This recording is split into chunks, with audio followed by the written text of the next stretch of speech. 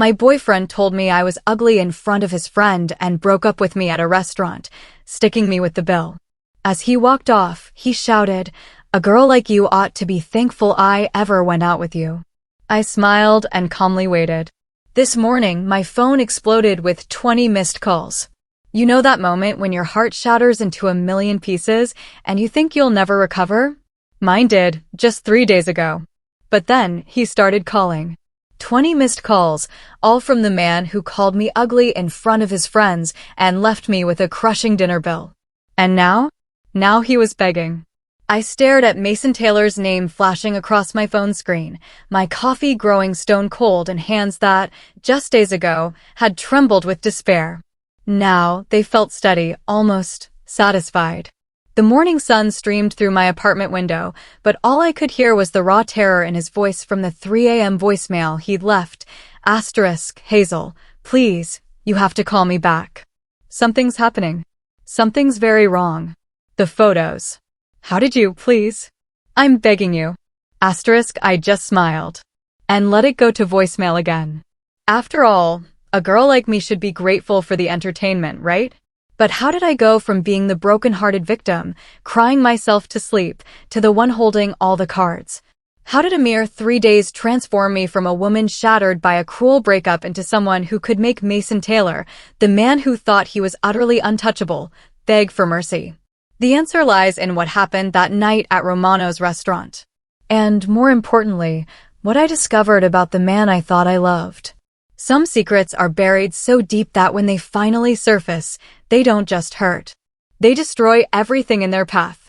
And Mason Taylor was about to learn that the quiet, ugly girl he discarded so carelessly had been hiding secrets of her own.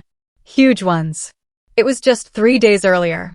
I sat across from Mason at Romano's, this impossibly upscale Italian restaurant where we'd had our first date 2 years ago. The irony wasn't lost on me now, looking back, that he'd chosen the same place to end things. Though, at the time, I had no idea what was coming. "You look beautiful tonight," he'd said, but his eyes were already scanning the room, as if searching for someone, anyone, more interesting than his girlfriend of 24 months. I was wearing the emerald green dress he'd bought me for Christmas, my auburn hair falling in soft waves around my shoulders. I'd spent an hour perfecting my makeup. I thought I looked good. I thought he'd think I looked good. How incredibly naive I was. "Thank you," I'd whispered, reaching across the table to touch his hand. His skin felt cold, distant. "Mason, is everything okay? You seem different lately." He pulled his hand away abruptly and signaled the waiter for another whiskey. His third. "Everything's fine, Hazel. Can't a guy take his girlfriend out for dinner without getting the third degree?" The words stung, but I pushed the feeling down. Mason had been stressed with work lately, or so he told me. His marketing firm was demanding, and I understood pressure. I worked 60-hour weeks at the hospital as a trauma nurse. I knew about stress. I didn't mean, "Hey, Mason." I turned to see 3 men approaching our table. I recognized them immediately. Jake Charles, Mason's college roommate with the perfectly styled blonde hair and expensive suits. Trevor Banks, who worked at the same marketing firm and always made uncomfortable jokes. And Ryan Mitchell, the one who never remembered my name despite meeting me dozens of times. Guys. Mason's entire demeanor changed. His face lit up like someone had plugged him into an electrical outlet. "What are you doing here?" "We were just finishing up dinner with some clients," Jake said, his eyes barely acknowledging my presence. "Mind if we join you for a drink?" I wanted to scream, yes, I mind. This was supposed to be our night. We hadn't had a proper date in weeks, and I'd been looking forward to reconnecting. But Mason was already pulling out chairs before I could even object. "Of course. Hazel, you remember the guys?" "Hi," I said softly, managing a small wave. Trevor nodded absently. Ryan looked right through me. Jake, at least, had the courtesy to smirk. The next hour was pure torture. They talked about work, about people I didn't know, about sports I didn't follow. Every time I tried to contribute to the conversation, one of them would interrupt or change the subject. Mason laughed at their jokes. Jokes that weren't funny. Jokes that were sometimes cruel. Jokes that made me shrink further into my chair. Then Trevor, the one with the uncomfortable jokes, leaned back, eyeing me with a look I couldn't quite decipher. "So, Mason," he drawled, "when are you going to upgrade?" The table went quiet. Mason's whiskey glass paused halfway to his lips. "What do you mean?" His voice was carefully neutral. "Come on, man." Jake jumped in, his voice lowering to what he probably thought was a whisper, but definitely wasn't. "You know what we mean. You're successful. You're good-looking. You've got that new promotion coming up. Don't you think it's time for an adjustment?" My blood turned to ice water. They were talking about me. Right in front of me. Like I wasn't even there. "Guys," Mason said, but there was no conviction in his voice. No anger. No defense of the woman he supposedly loved. "I mean, look around this place," Ryan said, gesturing broadly at the elegant restaurant filled with beautiful couples. "Look at the caliber of women here. Don't you want someone who fits?" I stared at Mason, waiting for him to tell them to stop. Waiting for him to defend me. Waiting for him to remember that he'd once told me I was the most beautiful woman he'd ever seen. That he loved my smile, my laugh, the way I got excited about old movies and rescued stray cats. Instead, Mason drained his whiskey and set the glass down with a sharp clink. "You know what?" he said, his voice growing stronger with each word. "You're right." The restaurant noise faded to a dull buzz. My heart stopped beating. The world tilted sideways. "Mason?" My voice came out as barely a whisper. He turned to look at me then, and I saw a stranger. The warm, kind man I'd fallen in love with was gone, replaced by something cold and calculating. His dark brown eyes, the ones I'd once lost myself in, looked at me like I was something distasteful he'd found on the bottom of his shoe. "Hazel, this isn't working anymore." "What? What do you mean?" The three men leaned back in their chairs like they were settling in to watch a show. Jake actually smiled. "I mean us. This." Mason gestured vaguely between us. "I'm moving up in the world, and I need someone who can move up with me. Someone who fits the image I'm trying to create." Image? I felt like I was drowning. "Mason, I don't understand." "What image? What are you talking about?" "Look, Hazel." He sighed, like this conversation was tedious.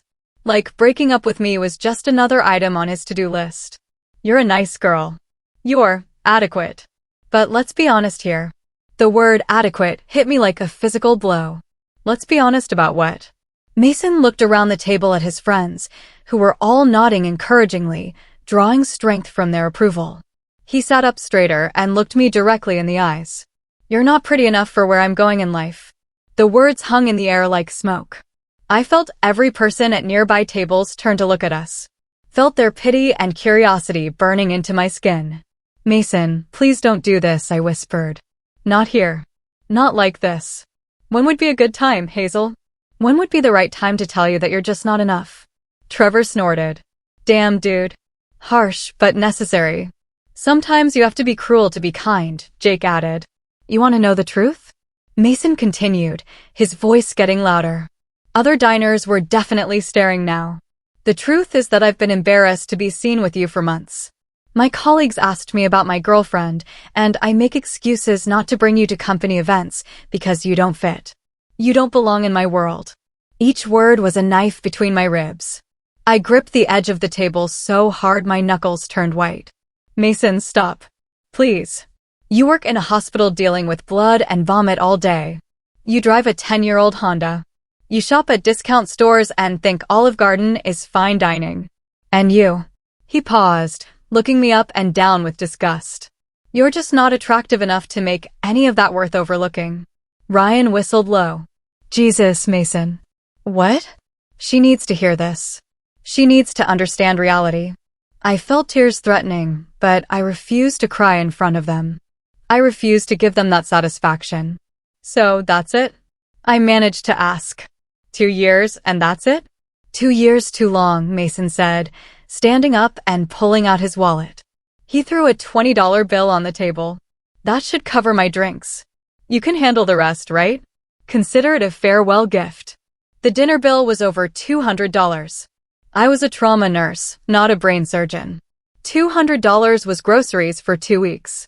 "Mason, I can't afford, you'll figure it out," he said, already putting on his jacket. "You always do." His 3 friends stood up with him like a pack of hyenas following their leader. "See you around, Hazel," Jake said with mock sympathy. "Maybe." They started walking toward the door, laughing and talking like they hadn't just destroyed a human being. Like they hadn't just taken 2 years of my life and thrown it in the garbage. But Mason wasn't done yet. As they reached the restaurant entrance, he turned back and raised his voice loud enough for half the restaurant to hear. "A girl like you should be grateful I even dated you for as long as I did." The laughter that followed them out the door echoed in my ears like gunshots. I sat there in the suddenly too quiet restaurant, surrounded by strangers, stewing in my own humiliation.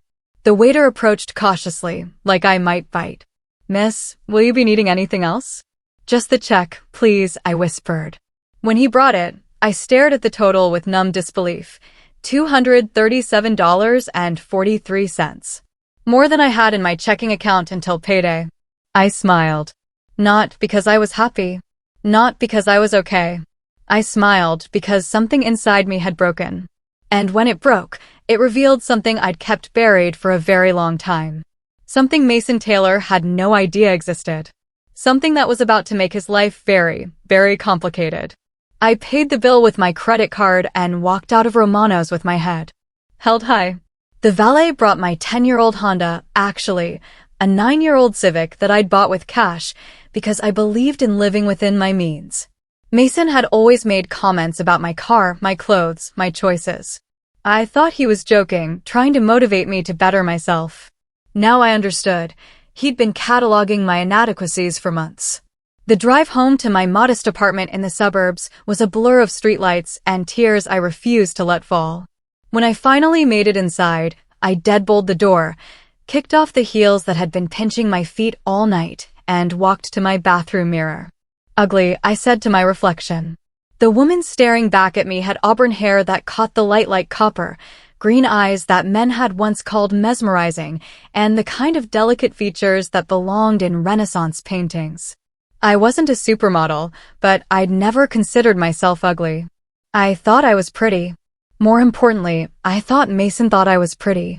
Adequate, I continued, testing the word like poison on my tongue. I'd graduated summa cum laude from nursing school. I'd worked in trauma units in 3 different cities. I'd saved lives, comforted families, and made a difference in the world every single day. I'd never considered myself adequate. I'd thought I was accomplished. But Mason was right about one thing. I wasn't who I appeared to be. I walked to my bedroom and opened the closet door. Behind my work scrubs and casual clothes, pushed to the very back where I never looked, was a garment bag I hadn't touched in over 3 years. Inside was a black cocktail dress that had cost more than Mason made in a month. Beside it hung jewelry that could have paid off his student loans. At the bottom of the bag were shoes that were works of art and a clutch purse that had been handmade in Italy.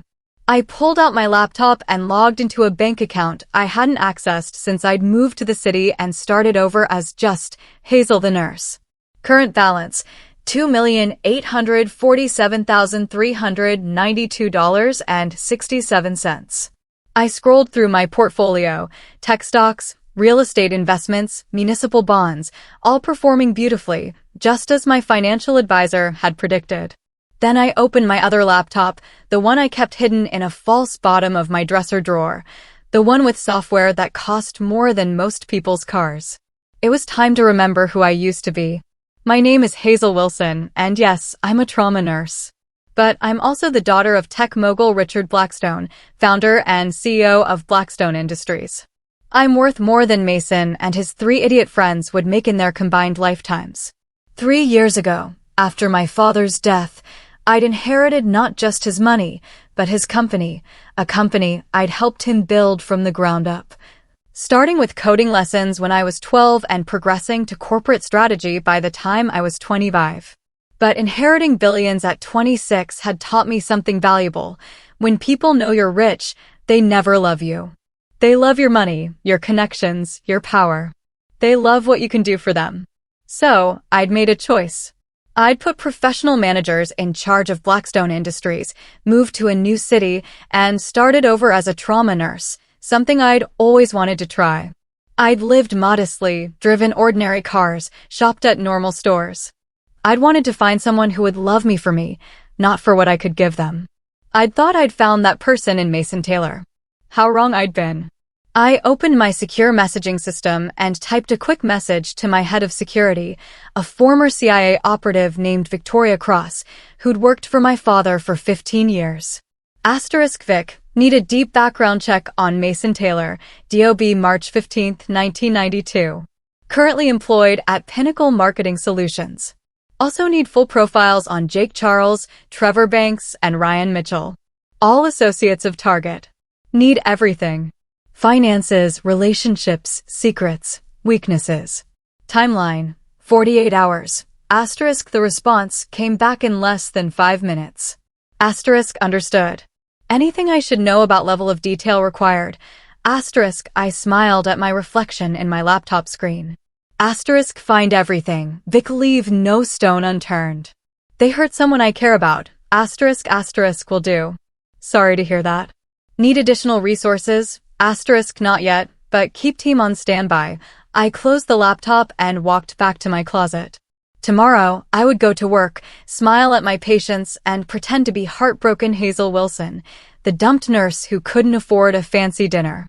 But tonight, I had planning to do. Mason Taylor had made the mistake of thinking I was weak, ordinary, and beneath him. He'd humiliated me in public because he thought I had no power, no resources, no ability to fight back. He was about to learn that sometimes the quietest people are quiet for a very good reason. The next morning at the hospital, I went through my rounds like a ghost. I checked on Mrs. Rodriguez, who was recovering from a heart attack. I helped Dr. Thompson stabilize a car crash victim. I comforted a scared teenager who'd overdosed at a party. Normal Hazel Wilson things, the kind of adequate work that adequate people do. My phone buzzed with a text from my best friend and fellow nurse, Emma Clark. Asterisk girl, you look like hell. Coffee break? Asterisk no. Emma was the only person in this city who knew anything about my past. And even she didn't know everything. I'd met her during nursing school and told her I came from money, but wanted to make my own way. She thought money meant my family was upper middle class, not that I could buy the hospital we worked in without checking my bank balance.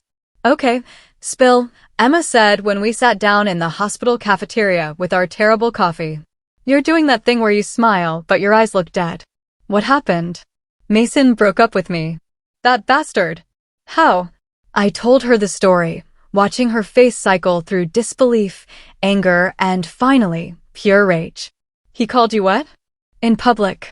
Emma's voice carried across the cafeteria, making several people turn to look. That piece of garbage. Hazel, honey, you know he's wrong, right? You know you're beautiful. Do I? I asked quietly. Yes, you absolutely do. You're stunning. You're brilliant. You're kind. And you save lives for a living. Mason Taylor is a walking pile of mediocrity in an expensive suit. You're worth 100 of him. If only she knew how literally true that was. It's fine, I said. I'm fine. No, you're not, Emma countered, narrowing her eyes. You're planning something. You get this look when you're planning something. It's the same look you had when you figured out how to prove that Dr. Kingston was stealing medication. Emma knew me well. Too well. I'm not planning anything. What would I plan? I'm just a nurse, remember? Just adequate. Don't you dare. Emma said, pointing her fork at me like a weapon. Don't you dare let that jerk make you believe you're anything less than amazing. My phone buzzed. A message from Victoria Cross. Asterisk initial sweep complete. Meet me tonight. Your place. 9:00 p.m. Asterisk, I typed back quickly. Confirmed. Who's that? Emma asked. Wrong number, I lied smoothly. Listen, I should get back to work. Mrs. Rodriguez needs her medication adjusted. Hazel. Emma grabbed my hand. Promise me you won't do anything stupid. I know you're hurt, but don't let him turn you into someone you're not. I squeezed her hand and gave her my most reassuring smile. Don't worry about me, Emma. I'm going to be just fine. At exactly 9 p.m., Victoria Cross knocked on my apartment door. She looked exactly the same as she had 3 years ago, platinum blonde hair pulled back in a severe bun, sharp blue eyes that missed nothing, and the kind of understated elegance that came from years of operating in high-stakes environments. Hazel, she said, embracing me briefly. You look good. Civilian life agrees with you. Thanks, Vic. Come in. She set her briefcase on my kitchen table and opened it with practiced efficiency. I have to say, when you disappeared into suburban nursing life, I never expected to hear from you again. Your father would be proud, by the way. The company's stock price has increased 40% since you took over. The managers you recommended are excellent. They are, but they're not you. Victoria pulled out a thick file. Now, let's discuss why you want to destroy Mason Taylor. I didn't say I wanted to destroy him. Victoria gave me a look that could have frozen water. Hazel, I've known you since you were 16 years old. I know the difference between a routine background check and a nuclear option investigation. This is a nuclear option. I sank into my chair. Tell me what you found. Mason Taylor is a textbook narcissist with delusions of grandeur and financial problems he hides well. Victoria opened the file with a flourish. On the surface, he looks good. Marketing manager at Pinnacle. Nice apartment, expensive clothes, drives a leased BMW. But dig deeper. She spread photos and documents across my table like she was laying out a hand of cards. His credit cards are maxed out. He owes $43,000 in student loans. His rent is 2 months behind, and he's been moving money between accounts to avoid overdraft fees. The expensive lifestyle? It's all smoke and mirrors. What about his job? Pinnacle Marketing is struggling. They've been laying people off quietly for 6 months. Mason's position is safe for now, but barely. And there's something else. Victoria's voice dropped. He's been embezzling. My blood went cold. What? Small amounts. 100 here, 200 there. He's been skimming from client expense accounts and billing personal charges as business expenses. I estimate he's stolen about $15,000 over the past year. Does Pinnacle know? Not yet. But they will, once someone knows where to look. Victoria smiled. The question is, do you want them to find out sooner rather than later? I stared at Mason's photo. He looked so confident, so smug. Even in a corporate headshot, his arrogance radiated through the camera. What about his friends? Jake Charles is drowning in gambling debts. Trevor Banks is having an affair with his boss's wife. Ryan Mitchell has a sealed juvenile record that would definitely affect his security clearance at his defense contractor job. How sealed? Let's just say it involves violence and leave it at that. I absorbed this information, feeling pieces of a plan clicking into place in my mind. Vic, I need you to do something for me. Name it. I want you to quietly tip off Pinnacle about Mason's embezzlement, but don't make it obvious. Make it look like routine accounting caught the discrepancies. Victoria nodded. Done. What else? Can you arrange for Jake Charles's gambling debts to be called in? All at once. Easily. His primary creditor is someone we've done business with. And Trevor's affair. I can make sure his boss finds out anonymously, of course. And Ryan's record. Victoria's smile was sharp as a blade. Let me worry about that. I walked to my window and looked out at the quiet suburban street. 3 days ago, I'd been just another woman trying to find love in a complicated world. Now, I was planning the systematic destruction of 4 men who thought they were untouchable. Are you sure about this? Victoria asked quietly. Once we start, there's no going back. These men will be ruined. I thought about Mason's voice carrying across Romano's restaurant. A girl like you should be grateful I even dated you. I thought about the laughter that followed him out the door. I thought about every woman who'd been made to feel small and inadequate. They should have thought of that before they decided to humiliate someone they believed was powerless. Victoria began packing up her files. Consider it done. But Hazel, this is just the beginning. From what I found, Mason Taylor has made a lot of enemies. A lot of people would be very interested to learn about his financial situation and his creative accounting. After Victoria left, I sat in my quiet apartment and opened my laptop. I pulled up Mason's social media profiles, his LinkedIn, his company bio. In every photo, he looked successful, confident, happy. By the time I was done with him, all of that would be gone. But I wasn't interested in just ruining his life. That would be too simple, too clean. I wanted him to understand exactly how it felt to be humiliated in public. I wanted him to know what it was like when the whole world could see your shame. I wanted him to beg. And then I wanted him to know exactly who had brought him down. My phone rang at 3 a.m. Mason's name flashed across the screen. I let it go to voicemail. The plan was just beginning. The first domino fell on Tuesday. I was restocking medical supplies in the trauma unit when Emma burst through the doors, her eyes wide with excitement. Hazel, did you see the news about that marketing company?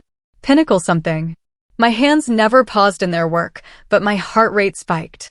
What news? Embezzlement scandal. Apparently, some manager was stealing from client accounts. They fired him and called the police. It's all over the local business news. I pulled out my phone and navigated to the local news website. There, in black and white, was the headline, "Local Marketing Manager Arrested for Embezzlement." Mason's corporate headshot stared back at me from the screen. Asterisk, the accused, Mason Taylor, 30, allegedly stole approximately $15,000 from client expense accounts over the past year. Pinnacle Marketing Solutions discovered the discrepancies during a routine audit and immediately contacted authorities. Taylor was arrested at his workplace Tuesday morning. Asterisk, I had to bite my lip to keep from smiling. Wow, I said, keeping my voice carefully neutral. That's terrible. Isn't that your ex-boyfriend? Emma asked, peering at my phone screen. Yeah, I admitted. Yeah, it is. Holy hell, Hazel. I mean, I know he was a jerk, but I never thought he was a criminal. You never really know someone, I murmured. The second domino fell on Wednesday. Victoria sent me a text with a link to a local gossip blog. Prominent defense contractor employee loses security clearance after juvenile record surfaces. Ryan Mitchell's photo accompanied an article detailing how his sealed juvenile record for assault had somehow found its way to the security office. Without his clearance, he couldn't do his job. Without his job, he couldn't afford his mortgage, his car payments, or his carefully cultivated lifestyle. The third domino fell on Thursday. Trevor Banks's affair made it into the society pages when his boss's wife threw a very public, very expensive vase at him in the middle of an upscale restaurant. The accompanying photo showed Trevor covered in water and white roses, his face a mask of shock and humiliation. His boss fired him the next day. But Jake Charles's downfall was my masterpiece. Victoria had arranged for all his gambling debts to be called in simultaneously on Friday morning. When Jake couldn't pay, his creditors made it clear that his kneecaps were on the line. Desperate, he did what desperate people do. He made terrible decisions. He tried to steal money from his own company. Unlike Mason, Jake was clumsy about it. He was caught within hours. And by Friday evening, he was in jail alongside his former friend. By Saturday morning, Mason's entire circle had collapsed. That's when he started calling me. The first call came at 6 a.m. I was making coffee, humming quietly to myself when my phone rang. Hazel. Hazel, thank God you answered. Mason? I injected confusion into my voice. Why are you calling me? I thought you said, look, I know what I said at the restaurant was wrong. I was drunk. I was showing off for the guys. I didn't mean it. You seemed pretty clear about what you meant. Please, Hazel, I'm in trouble. Real trouble. I've been arrested. I've lost my job and I need help. What kind of help? Legal help. Financial help. I can't afford a good lawyer. And the public defender they gave me looks like he's barely out of law school. I let silence stretch between us. Hazel, are you there? I'm here. I'm just confused about why you think I'd help you. You said I was ugly, remember? You said I was adequate at best. You said I should be grateful you dated me. I was wrong. I was completely wrong. You're beautiful. You're amazing. And I was an idiot to let you go. So, you want me back? Yes. Yes, absolutely. We can work this out. We can. I hung up. He called back immediately. I let it go to voicemail. Asterisk, Hazel, please don't hang up on me. I love you. I know I have a shitty way of showing it, but I love you. Please call me back. Asterisk, the second call came 2 hours later. Asterisk, Hazel, something really weird is happening. It's not just me. Jake, Trevor, Ryan, we're all going through hell right now. Jake and I are both arrested. Trevor lost his job. Ryan lost his clearance. It's like someone is targeting us. Asterisk now, that was interesting. That does sound strange, I said carefully. Right? I mean, what are the odds? All four of us having disasters in the same week. Pretty low, I'd imagine. Exactly. Look, I know this sounds crazy, but I think someone is messing with us. Someone with serious resources. Like who? I don't know. A competitor, maybe? Or someone we pissed off. He was getting closer to the truth than I'd expected. Mason was stupid, but he wasn't completely oblivious. Mason, I think you're being paranoid. Sometimes bad things just happen, all at once, to all of us. Come on, Hazel. You're smart. You see patterns at the hospital all the time. Doesn't this seem orchestrated to you? I think you're looking for someone to blame for your own bad choices. My bad choices? Hazel, I didn't choose to have someone discover my financial irregularities. I was careful. Very careful. Maybe not careful enough. There was a long pause. You know what? You're right. I made mistakes and now I'm paying for them, but that doesn't change the fact that I need help. And you're the only person I trust. The only person you trust? Really? Yes. You're the only person who ever cared about me for me. Not for what I could give them. The irony was so thick I could have cut it with a knife. What exactly do you want from me, Mason? A loan. Just enough to hire a decent lawyer. I'll pay you back as soon as I get back on my feet. How much? $50,000. I almost laughed. $50,000? Mason, I'm a trauma nurse. Where would I get $50,000? You know I can't qualify for a loan that big. Then what about a smaller amount? 20,000? 10,000? Anything would help. I pretended to consider this. I might be able to scrape together 5,000. But Mason, after what you said to me, after how you treated me, why should I help you? Because you're a good person. Because you save lives every day. Because somewhere deep down, you still care about me. He was right about one thing. I still cared about him. I cared about watching him squirm. I need time to think about it. How much time? Hazel, I don't have a few days. My hearing is Monday. If I don't have a lawyer, then you'll have a public defender. Lots of people get by with public defenders. Lots of people go to prison with public defenders. Maybe you should have thought of that before you started stealing. The silence stretched so long I thought he'd hung up. Hazel, do you hate me? Such a simple question. Such a complicated answer. No, Mason. I don't hate you. It was the truth. Hate was too small an emotion for what I felt. Hate was what you felt for someone who'd hurt you, but was still on your level. What I felt for Mason Taylor was something much more dangerous. I felt nothing. He was a problem to be solved, an equation to be balanced, a stain to be cleaned up. Thank you, he whispered. I'll call you tomorrow. Sure. After I hung up, I opened my laptop and transferred $5,000 from one of my investment accounts to my regular checking account. Not because I was going to give it to Mason, but because I wanted him to see exactly how much I was worth when the time came to reveal the truth. The third call came Sunday night, and Mason sounded different. Desperate. Asterisk, Hazel, I've been thinking about what I said. My blood turned to ice water. Who? Your family. What? Think about it. You told me your family had money, right? Not like rich, but comfortable. What if they found out what I said to you? What if they decided to teach me a lesson? Asterisk, I almost admired his intuition. He was completely wrong about the details, but he grasped the essential truth. Someone with resources was systematically destroying his life. Mason, my family doesn't have the kind of money or connections to do something like this. Are you sure? I mean, really sure? Because the timing is too perfect. I break up with you in the most public, humiliating way possible, and then within a week, my entire world falls apart. That's quite an ego you have there. You think my family cares enough about me to launch some kind of revenge plot, don't they? The question hung in the air like a blade. Mason, you're being paranoid.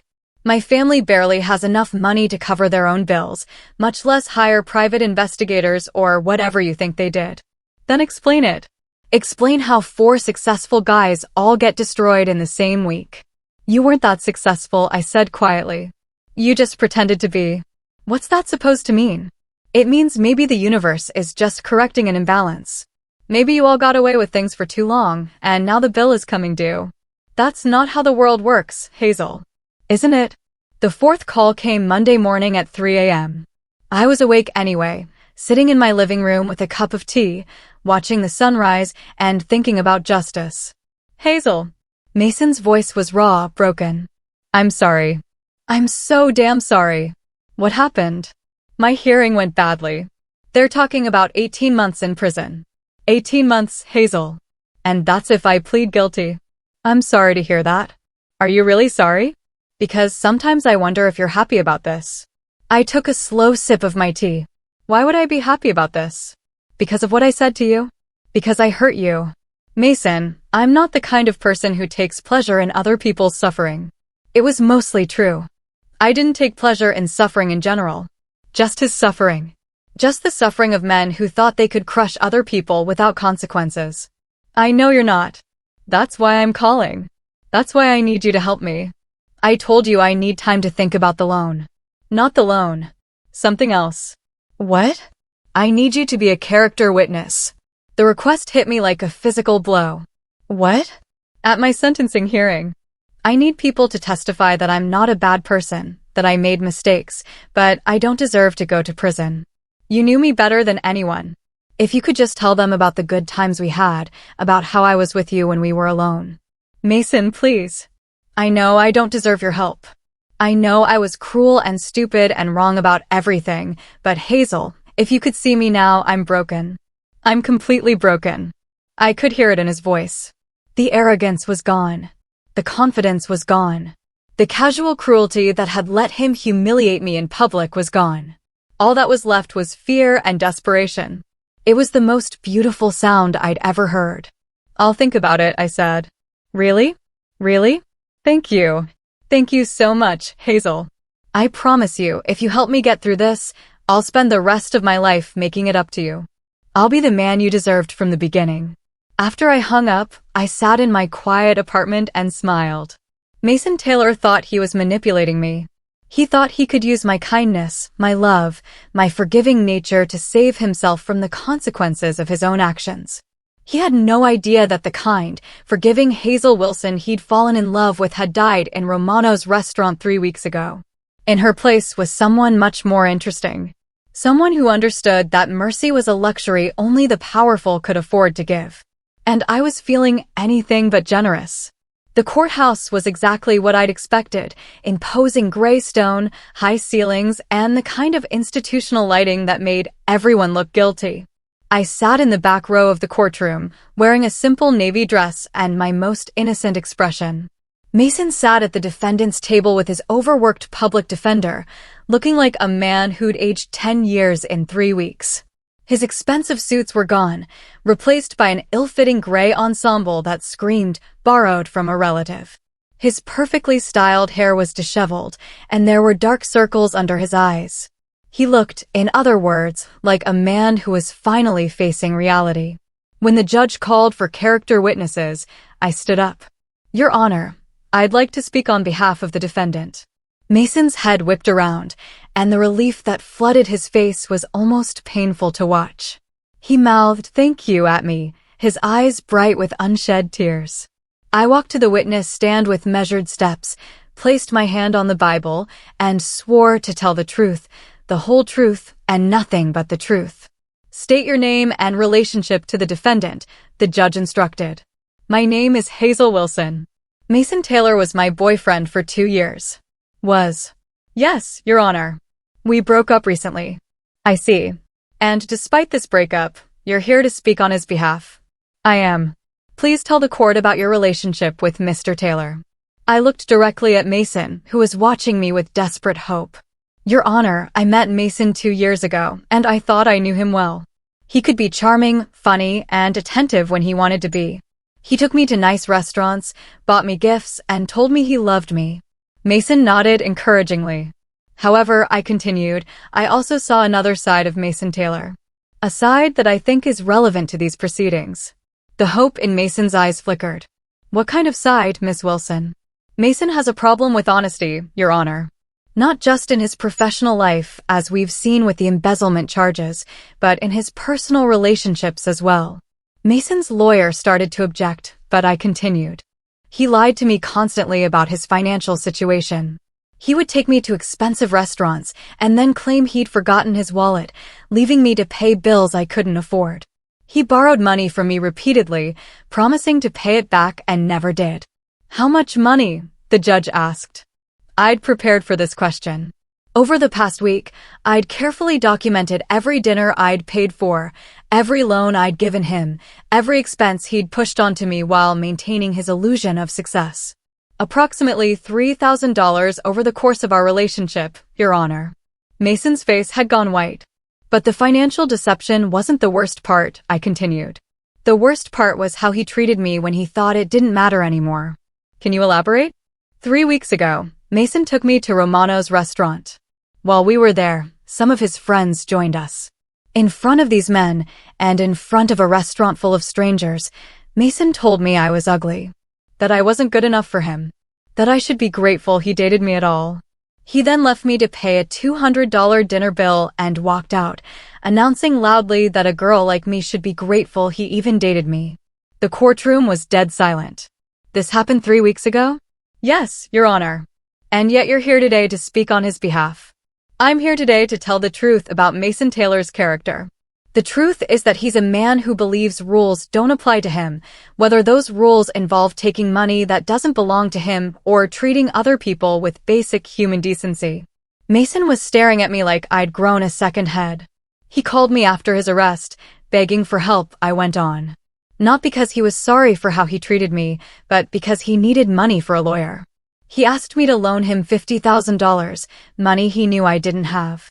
And when I couldn't, he settled for asking for smaller amounts. Even now, even after everything he's done, Mason Taylor's primary concern is what other people can do for him. I turned to look directly at Mason. Your Honor, I don't believe Mason is evil, but I do believe he's selfish, manipulative, and completely unable to accept responsibility for his actions. The embezzlement charges don't surprise me at all. They're exactly the kind of thing someone would do if they believed the world owed them a lifestyle they hadn't earned.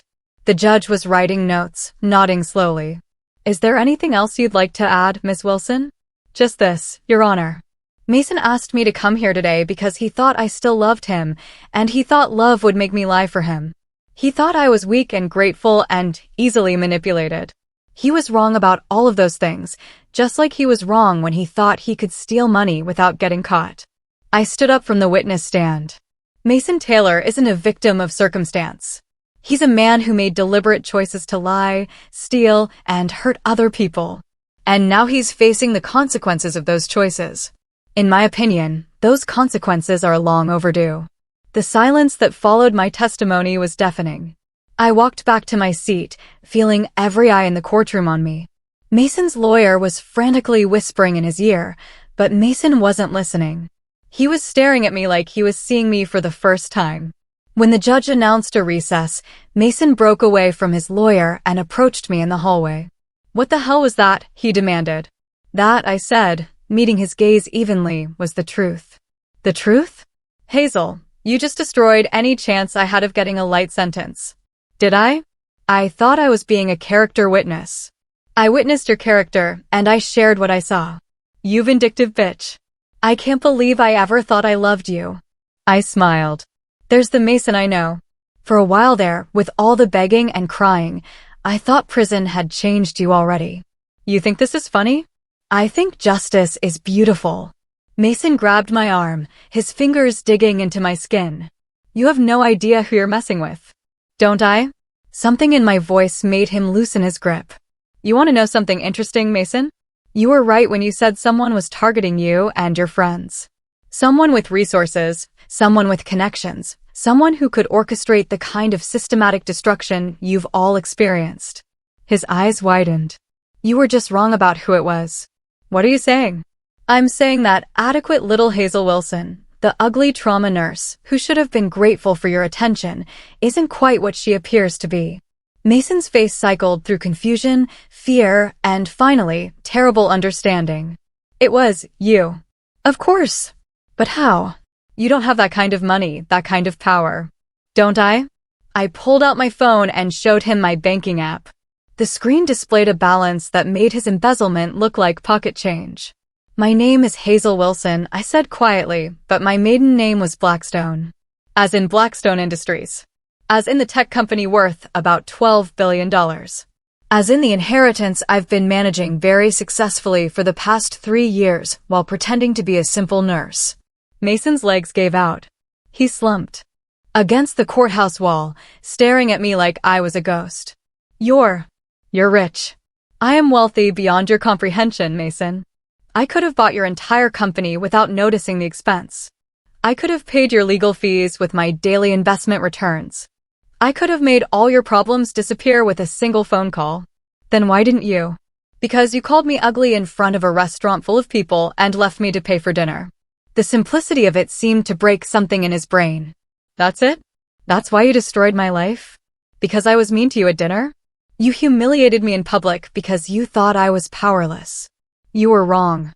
Hazel, please, if you have all that money, if you have all that power, you can fix this. You can make this go away. Please, I'm begging you. Why would I do that? Because you loved me once. Because somewhere inside, the woman who loved me is still there. I studied his face, taking in the desperation, the fear, the complete collapse of everything he thought he knew about the world. You're right, I said finally. The woman who loved you is still here. Hope flashed across his features. But she died in Romano's restaurant 3 weeks ago when the man she trusted with her heart decided to destroy her in front of strangers for the entertainment of his friends. Hazel, the woman standing in front of you now, is someone else entirely. Someone who understands that mercy is a luxury and forgiveness is a gift that has to be earned. What do you want? Tell me what you want and I'll do it. I want you to go to prison, Mason. I want you to have 18 months to think about what it feels like when someone more powerful than you decides you're disposable. You can't be serious. I'm completely serious. But don't worry, I'm not completely heartless. I've arranged for you to have the best possible experience while you're incarcerated. What does that mean? It means I made some donations to the prison system. Donations that will ensure you have a private cell, good medical care, access to educational programs, and protection from the more dangerous inmates. Mason stared at me in horror. You're going to let me go to prison, but you're going to make sure I'm comfortable while I'm there? I told you I'm not evil. I just want you to have time to think. Think about what? Think about how it feels to be powerless. Think about how it feels when someone you trust betrays you. Think about how it feels to be dismissed and discarded by someone who thinks they're better than you. The bailiff announced that court was resuming. I have to go, I said. Good luck with your sentencing, Mason. As I walked away, I heard him calling after me. Hazel. Hazel, wait. We can work this out. We can. But I was already gone. Mason Taylor was sentenced to 18 months in federal prison. I wasn't in the courtroom when it happened. I was at work, helping Dr. Martinez stabilize a construction worker who'd fallen from scaffolding. But Victoria sent me a text with the news. Asterisk package delivered. Target acquired. Mission accomplished. Asterisk that evening, I sat in my apartment with a glass of wine and reflected on the past month. For men who'd thought they were untouchable had learned otherwise. For men who'd believed they could humiliate someone without consequences had discovered they were wrong. But I wasn't done yet. 6 months into Mason's sentence, I received a letter. It was handwritten on prison stationery, and my name was written in careful block letters on the envelope. Dear Hazel, asterisk, I know you probably don't want to hear from me, but I needed to write this letter. I've had a lot of time to think about what happened, about what I did, and about who you really are. You were right about everything. I was selfish, cruel, and completely blind to what I had. I treated you terribly because I thought you couldn't fight back. I thought you were weak and dependent and grateful. I was wrong about all of it. Asterisk, asterisk, I've been thinking about something you said in the courthouse hallway. You said the woman who loved me died in Romano's restaurant. I think you're wrong about that. I think that woman was never really there at all. I think you've been playing a game since the day we met, and I was too stupid to realize it.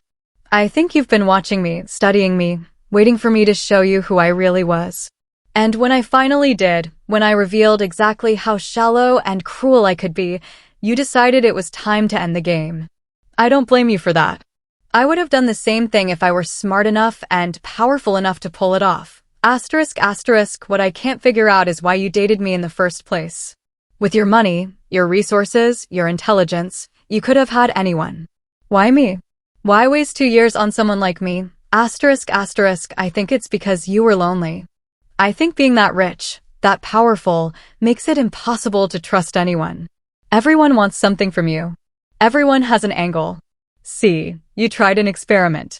You pretended to be someone ordinary to see if you could find someone who would love you for who you were, not what you could give them. The experiment failed. I failed. I'm sorry for that, Hazel. Not just sorry I got caught. Not just sorry I'm in prison, but truly. Sorry that I proved you can't trust anyone. Sorry that I took your hope and crushed it in front of a restaurant full of strangers. Asterisk, asterisk, you probably won't believe this, but I did love you. Not the real you. I never knew the real you. But I loved the woman you pretended to be. I loved your kindness, your dedication to helping people, your laugh when you watched old movies. I loved how excited you got about small things and how you cried during commercials with dogs. I just loved all of that less than I loved impressing my friends. I don't know if the real Hazel Blackstone has any of those qualities, or if they were all part of the performance. But if they were real, if any part of the woman I fell in love with was real, then I'm sorry I wasn't good enough for her. Asterisk, asterisk, I'm not writing this to ask for forgiveness.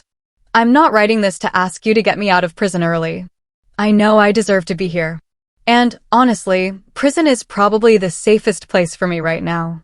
Jake Charles is in the cell next to mine, and he's told me some interesting stories about what happened to Trevor and Ryan after they got out. Apparently, Trevor's wife left him and took half of nothing, which was still more than he deserved. And Ryan, well, let's just say that losing his security clearance was the least of his problems. Funny how many people have grudges against a guy who used to beat up kids when he was 16. Asterisk, asterisk, I'm writing this because I want you to know that your experiment wasn't a complete failure. I did love you, as much as someone like me is capable of loving anyone. And I think somewhere under all that anger and calculation, you loved me too. Maybe that's enough. Maybe that's more than either of us expected to get.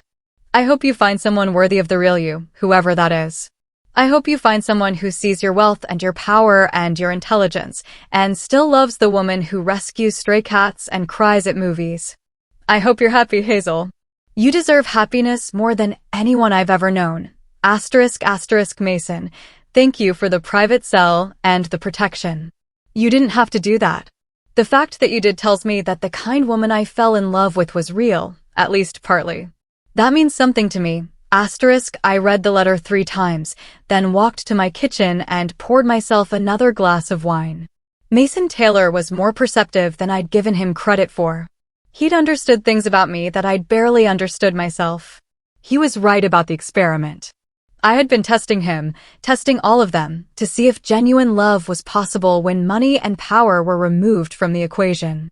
He was right about the loneliness, too. When you can buy anything, when you can solve any problem with a phone call, when people's entire demeanor changes once they learn your net worth, it becomes impossible to know who actually cares about you. But he was wrong about one thing. The woman he'd fallen in love with wasn't a performance. She was real. She'd been real when she'd nursed him through the flu. Real when she'd laughed at his terrible jokes. Real when she'd fallen asleep in his arms watching old movies. She'd been real right up until the moment he'd called her ugly in front of a restaurant full of strangers. Now she was gone. And in her place was someone harder, smarter, and infinitely more dangerous. I walked to my laptop and opened my secure messaging system. Victoria, I need you to arrange something for me. What do you need? Asterisk Mason Taylor's sentence. I want it reduced to time served. Asterisk there was a long pause before Victoria responded. Asterisk, are you sure about that? He's only been in 6 months. You went to a lot of trouble to put him there. Asterisk, asterisk, I'm sure. Can you make it happen? Asterisk, asterisk, of course. Any particular reason? Asterisk, he passed the test. What test? Asterisk, the final exam. He figured out who I really am, Victoria. Not just the money, not just the power, but the person underneath. And he's genuinely sorry for what he did. Not because he got caught, but because he hurt someone he loved. Asterisk so, you're going to forgive him? Asterisk no. I'm going to free him. There is a difference. Hazel, make the arrangements. Vic Mason Taylor has learned his lesson. Asterisk, I was restocking medical supplies in the trauma unit when Emma burst through the doors with a familiar look of excitement. Hazel, guess who I saw at the coffee shop this morning? I didn't have to guess. I'd been expecting this conversation for weeks. Mason Taylor. Emma's face fell. How did you know? Lucky guess. How did he look? Honestly, terrible. I mean, not terrible, but different. Older, sadder. He asked about you. What did you tell him? I told him you were doing great, that you'd been promoted to head trauma nurse, and that you were dating someone new. 2 out of 3 were true. I had been promoted, and I was doing great. The dating part was a fiction I'd asked Emma to maintain. What did he say? He said he was glad you were happy. And then he asked me to give you something. Emma pulled an envelope from her pocket. My name was written across it in the same careful block letters I remembered from his prison letter. Did he say anything else? He said to tell you that he understood why you did what you did, and that he hoped someday you might forgive him enough to read what he wrote. I took the envelope but didn't open it. Emma, what do you think I should do about Mason? Honestly, Hazel, I think you should stay as far away from him as possible. I don't care how sorry he is or how much prison changed him. What he did to you is unforgivable. And if he really has changed, then good for him. He can go change for someone else. That evening, I sat in my apartment with the envelope in my hands. Outside my window, the suburban street was quiet, peaceful, normal. Inside, I was anything but. Finally, I opened it. Hazel, asterisk, I'm not supposed to contact you. I'm sure you could have me arrested for harassment, and, honestly, I wouldn't blame you. But there are things I need to say, and I'm hoping you'll give me the chance to say them. Asterisk, asterisk, I know what you did. I know you arranged for my early release, just like I know you arranged for my comfortable stay in prison. I know because the same lawyer who told me about my sentence reduction also told me that an anonymous benefactor had been covering his fees. Anonymous benefactor, right? Asterisk, asterisk, I want you to know that I don't expect anything from you. I'm not writing this to ask for a second chance, or to beg for forgiveness, or to try to win you back. I know that ship sailed a long time ago, and it's not coming back to shore. I'm writing this to say thank you. Thank you for showing me who I really was. Thank you for holding up a mirror and forcing me to look at the ugly, selfish, cruel person I'd become. Thank you for teaching me that actions have consequences, even for people who think they're too smart or too charming to get caught. Most of all, thank you for showing me mercy when you had every reason not to. Asterisk, asterisk, I spent 6 months in prison thinking about what you said in the courthouse. You said the woman who loved me died in Romano's restaurant. Maybe that's true, but if she's gone, I'm the one who killed her, and I have to live with that for the rest of my life. Asterisk, asterisk, I'm different now, Hazel. Prison changes you, but more than that, understanding what I lost changes you. I know I can't prove that to you with a letter, and I'm not asking for the chance to prove it in person. I'm just telling you because I think you deserve to know. I'm working at a nonprofit now, helping people who are struggling with debt and financial problems. It doesn't pay much, but it feels good to use my marketing skills to help people instead of taking advantage of them. It feels good to wake up in the morning knowing I'm going to make someone's life better instead of worse. I'm also going to therapy twice a week. Dr. Rodriguez says I have narcissistic tendencies and an unhealthy need for external validation. She says it's going to take years of work to unlearn the patterns I've spent my whole life developing. I'm willing to do the work. Asterisk, asterisk, I know none of this matters to you.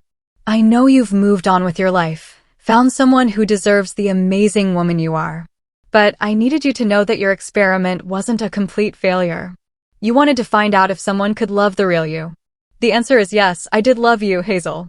Not perfectly, not unselfishly, but genuinely. The problem wasn't that you're unlovable. The problem was that I wasn't worthy of loving you. Maybe someday I will be. Not for you. I know that chance is gone, but for someone else. Someone who won't make the mistakes I made. Asterisk, asterisk, thank you for everything, Hazel. Thank you for loving me when I didn't deserve it. Thank you for setting me free when I'd learned from it. I hope your life is everything you wanted it to be. Asterisk, Mason. I set the letter down and walked to my window. The street was still quiet, still peaceful, still normal. But something had changed inside me. For the first time in almost a year, I felt lighter, like a weight I'd been carrying had finally been lifted. Mason Taylor had hurt me, humiliated me, betrayed me. But he'd also learned from it, grown from it, and become a better person because of it. Maybe that was enough. Maybe that was more than I'd expected when this whole thing started.